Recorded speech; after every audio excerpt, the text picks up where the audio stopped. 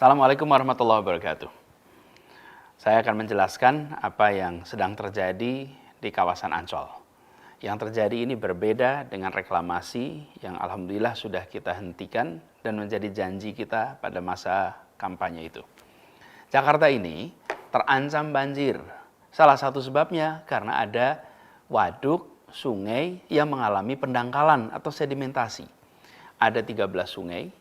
Kalau di total panjangnya lebih dari 400 km, ada lebih dari 30 waduk, dan secara alami mengalami sedimentasi. Karena itulah kemudian waduk, sungai itu dikeruk terus-menerus, dan lumpur hasil kerukan itu dikemanakan? Lumpur itu kemudian ditaruh di kawasan Ancol. Dan proses ini sudah berlangsung cukup panjang, bahkan menghasilkan lumpur yang amat banyak, 3,4 juta meter kubik. Nah, lumpur ini kemudian dimanfaatkan untuk pengembangan kawasan Ancol. Jadi ini adalah sebuah kegiatan untuk melindungi warga Jakarta dari bencana banjir. Ini berbeda dengan proyek reklamasi yang sudah dihentikan itu.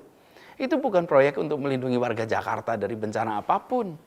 Di sana ada pihak swasta berencana membuat kawasan komersial, membutuhkan lahan, lalu membuat daratan, membuat reklamasi. Jadi di situ bahkan ada unsur menerabas ketentuan lingkungan hidup, ada unsur hilangnya hajat hidup para nelayan, karena sebagian berhadapan dengan perkampungan nelayan, misalnya di Kamal Muara, di Muara Angke. Lalu ini juga berhadapan dengan kawasan Cengkareng Drain dan muara Sungai Angke. Efeknya mengganggu aliran sungai ke laut lepas. Jadi bukan membantu mengendalikan banjir, tapi malah berpotensi menghasilkan banjir. Nah, kegiatan reklamasi yang 17 pulau itu, pantai, sudah dihentikan dengan cara mencabut 13 izin atas pantai pulau sehingga tidak bisa dilaksanakan. Lalu 4 yang sudah terlanjur jadi harus mengikuti semua ketentuan hukum dan juga ikut memberikan manfaat bagi masyarakat. Itu janji kita dan alhamdulillah itu sudah dilaksanakan. Jadi alhamdulillah itu sudah tuntas. Jadi kembali kepada soal Ancol ini. Lumpur hasil pengerukan sungai dan waduk itu memang menambah lahan bagi Ancol. Dan penambahan lahan itu istilah teknisnya adalah reklamasi. Tapi beda sebabnya, beda maksudnya, beda caranya, beda pemanfaatannya dengan kegiatan yang selama ini kita tentang reklamasi 17 pulau itu. Dan ini bukan bagian dari kegiatan reklamasi 17 pulau itu. Ini adalah bagian dari usaha menyelamatkan Jakarta dari bencana banjir. Jadi, masalahnya bukan sekedar soal reklamasi atau tidak reklamasi. Masalahnya adalah kepentingan umumnya di mana? Rasa keadilan sosialnya di mana? Ketentuan hukumnya bagaimana? Nah, yang 17 pulau itu tidak sejalan dengan kepentingan umum, kemudian ada permasalahan dengan hukum, ada mengganggu rasa keadilan. Sementara yang di Ancol ini adalah proyek pemerintah untuk melindungi warga Jakarta dari banjir, lalu dilakukan pengerukan sungai, waduk, yang kemudian menghasilkan lumpur. Di situ kemudian muncul yang biasa disebut tanah timbul karena penimbunan lumpur di sana. Jadi pengerukannya oleh pemerintah, pengelolaan lahannya oleh pemerintah, dan pemanfaatannya untuk seluruh rakyat.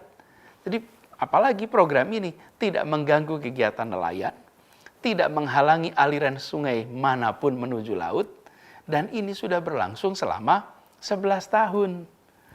Lalu untuk memanfaatkan lahan yang sudah terbentuk itu, yang ukurannya 20 hektar itu, Pemprov DKI harus memberikan alas hukum untuk memenuhi syarat legal administratif. Untuk itulah kemudian Keputusan Gubernur nomor 237 2020 dikeluarkan sehingga tanah itu bisa dimanfaatkan dan bisa dimanfaatkan segera untuk kepentingan publik. Mungkin jadi pertanyaan, bila yang dibutuhkan itu memang hanya lahan 20 hektar, kenapa pemberian izinnya seluas 155 hektar? Jadi begini, pengerukan ini akan jalan terus. Pengerukan sungai, waduk, bahkan ke depan penggalian terowongan MRT, tanahnya pun akan ditimbun di tempat ini. Karena itulah ada kajiannya, dan dari hasil kajian AMDAL, lokasi yang dibutuhkan adalah sebesar 155 hektar. 120 hektar di sisi timur, 35 hektar di sisi barat. Yang juga disediakan kawasan yang nanti akan bersebelahan dengan stasiun MRT di Ancol.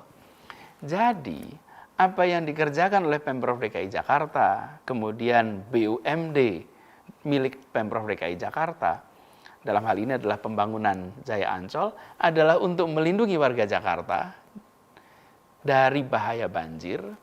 Dan kegiatan ini, perluasan ini bukan dipakai untuk kepentingan eksklusif, sekedar komersial, tapi justru manfaat dari lumpur hasil kerukan itu jadi lahan yang dipakai sebanyak-banyaknya untuk manfaat masyarakat di Jakarta. Lalu selama 11 tahun ini berjalan tenang-tenang saja. Mengapa? Ya sederhana, karena penimbunan ini tidak mengganggu kegiatan nelayan. Kawasan ini jauh dari perkampungan nelayan. Kawasan ini berdampingannya dengan apa?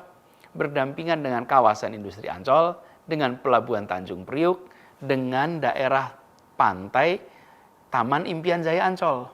Dan terkait lingkungan hidup, pihak Ancol diwajibkan untuk melakukan AMDAL dan semua kewajiban turunannya.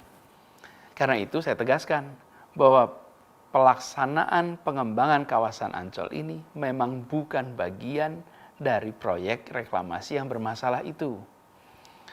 Mungkin jadi pertanyaan, mengapa sekarang jadi ramai, jadi riuh rendah? Begini, setelah terbentuk 20 hektar lahan ini, belum punya status hukum, efeknya lahan itu tidak bisa dimanfaatkan. Untuk bisa dimanfaatkan, Pemprov DKI harus mengurus hak pengelolaan lahan. Kemana? Ke Badan Pertanahan Nasional.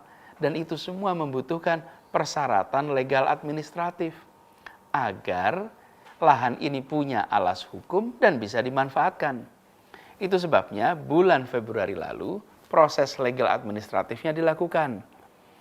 Dan di kawasan ini akan diambil 3 hektar dari 120 yang direncanakan, dari 20 yang sudah ada, hanya 3 hektar untuk membangun museum sejarah Nabi. Museum sejarah Nabi ini akan menjadi museum yang dibangun di tepi pantai, bagian dari kawasan Ancol, dan museum ini akan menjadi museum terbesar tentang sejarah Nabi di luar Saudi. Insya Allah ini akan menjadi magnet bagi wisatawan bukan hanya Indonesia, tapi seluruh dunia. Nah, untuk itu harus disiapkan semua dokumen legal administratifnya agar pengurusan lahannya bisa dilakukan, agar pembangunan bisa segera dilaksanakan. Lalu mungkin ada pertanyaan, mengapa perlu ada perluasan Ancol? Ya, kawasan ini memang dirancang untuk berkembang sebagai pusat kegiatan wisata. Bukan saja bagi Indonesia, tapi harapannya bagi Asia Tenggara, bahkan Asia. Ancol saat ini ukurannya sekitar 200 hektar. Setiap tahun ada lebih dari 20 juta pengunjung. Manfaat ekonominya bagi Jakarta amat besar. Jadi, lahan yang sekarang terbentuk akan dimanfaatkan untuk pengembangan, dirasakan manfaatnya bagi masyarakat luas, dan bukan cuma untuk museum sejarah Nabi, tapi ini menjadi kawasan pantai terbuka untuk masyarakat. Dan kita ingin kawasan Ancol ini menjadi yang terbesar dan yang terbaik sebagai kawasan liburan di Asia. Jadi, dikeluarkannya Kegub ini untuk memanfaatkan lahan yang sudah dikerjakan selama 11 tahun dan sama sekali tidak mengingkari janji. Justru ini menjadi pelengkap bahwa kita memang mengedepankan kepentingan umum, mengedepankan ketentuan hukum, mengedepankan keadilan sosial. Proses pembangunannya pun tidak merugikan nelayan. Dan kawasan ini terbentuk dari lumpur hasil pengerukan sungai untuk mencegah banjir. Jadi semuanya mengikuti ketentuan hukum yang ada. Dan pelaksananya pun adalah BUMD milik Pemprov DKI Jakarta yang harus mentaati semua ketentuan hukum termasuk ketentuan AMDAL.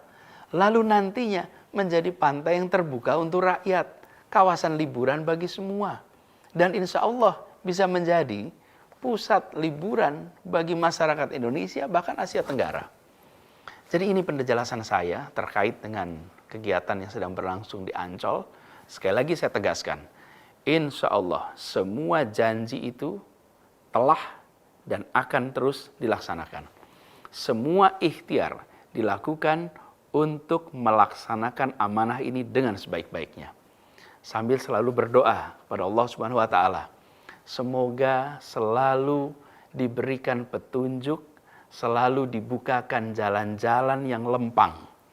Dan saya berharap dari semua, mohon doakan agar bisa amanah dalam menjalankan tugas ini. Terima kasih.